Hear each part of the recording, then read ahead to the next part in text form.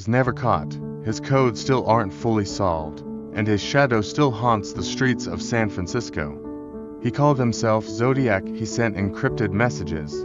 He claimed he'd killed dozens, and then he vanished. This is the story of a serial killer who taunted the world with codes, a city held hostage by fear, and a mystery that, over 50 years later, remains unsolved. This is the Zodiac Killer, and this is his legacy of terror. It started on December 20th, 1968. Two teenagers, David Faraday and Betty Lou Jensen, were parked on a quiet road in Vallejo, California. Someone approached their car and opened fire. 7 months later, another couple was attacked in similar fashion. This time, the killer called the police himself. "I want to report a double murder. If you go 1 mile east, you'll find them." And then came the letters. He called himself Zodiac. He sent letters to newspapers filled with chilling boasts and cryptic ciphers. "I like killing people because it's so much fun." His codes dared the world to identify him. One cipher Z340 remained unsolved for over 50 years. Each letter ended with a strange symbol, a crosshair, and each message fed his myth. The Zodiac claimed 37 victims.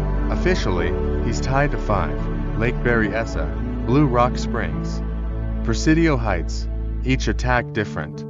Different weapons, different locations. But always the same result?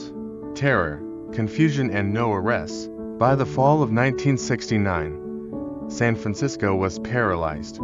People changed routines. Couples avoided lovers' lanes.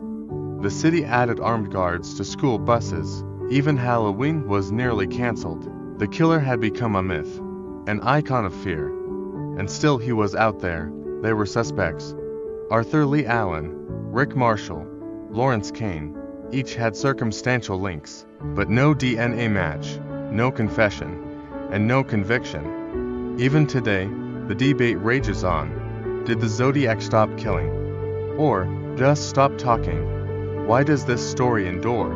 Because it has everything. Mystery, codes, victims without justice, a killer who watched us search for him and laughed. He was the original internet mystery before the internet. The Zodiac Killer represents our deepest fear, that someone can kill and disappear forever. Over 50 years have passed, but his symbol still haunts true crime boards. His ciphers still challenge cryptographers, and his name still chills the spine. The Zodiac Killer never signed off, he just stopped writing. And maybe he's still out there, watching. If you're fascinated by cases that were never solved, where mystery meets madness, subscribe to True Crime Tapes. Because some stories refuse to stay buried.